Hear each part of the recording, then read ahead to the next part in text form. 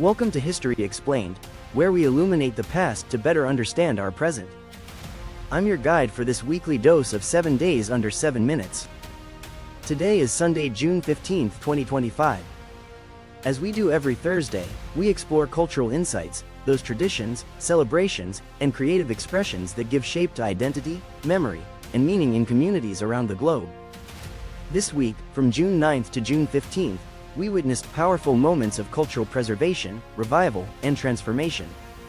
We begin in Ghana, where the National Folklore Board launched a nationwide oral storytelling festival on June 10th to revitalize traditional Akan, Ewe, and Ga tales for younger audiences. Elders and griots shared folktales in schools, markets, and town squares, highlighting the importance of oral tradition in preserving values, language, and ancestral knowledge. In an age dominated by digital media, the festival reminded Ghanaians that stories, told by voice, face-to-face, are foundational cultural technology.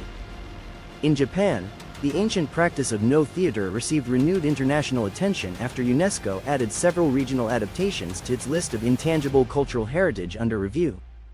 Performances held in Kyoto on June 12 blended classical no with contemporary themes, exploring issues like climate grief and intergenerational tension. These performances show how even the most traditional art forms can evolve to reflect current social anxieties while retaining deep spiritual symbolism.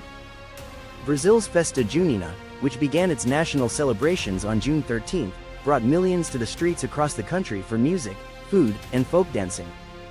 Originally rooted in European harvest festivals and Catholic saints' days, the celebration has long blended Afro-Brazilian, indigenous, and Portuguese influences. This year, the Ministry of Culture emphasized sustainable practices, encouraging reusable decorations and carbon-conscious events, merging festive identity with environmental awareness.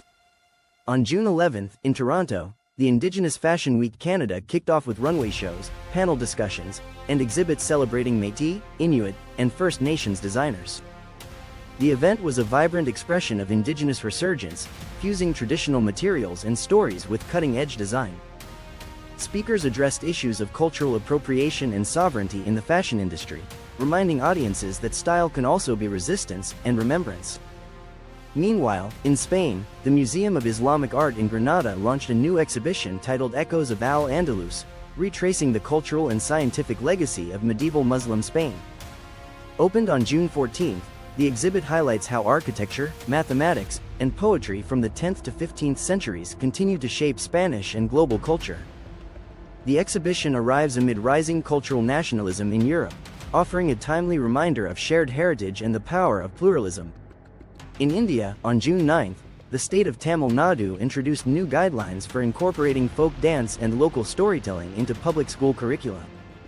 The initiative aims to preserve rural traditions facing decline due to urbanization and educational standardization.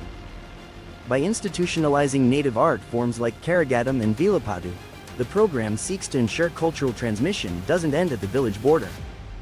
World Refugee Day, officially observed on June 20th, was preceded this week by cultural programming in refugee communities across Europe and Africa. In Uganda, the Nakivale refugee settlement hosted a week-long arts exchange beginning June 13th, featuring music, mural painting, and poetry in multiple languages.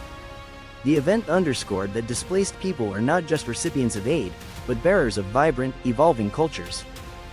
And finally, on June 15, the city of Istanbul hosted a calligraphy exhibition honoring the legacy of Ottoman master calligraphers.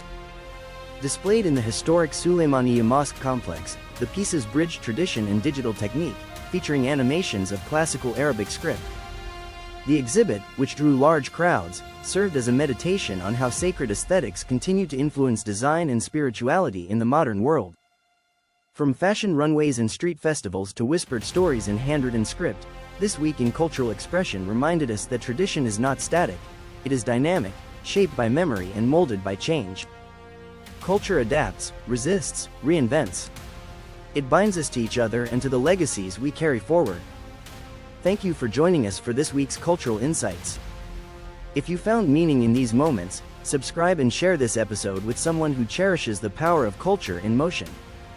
Up next, our Friday episode, where we explore economic milestones and financial shifts that are reshaping the world. Until then, I'm your guide for History Explained, where understanding yesterday is the key to navigating tomorrow.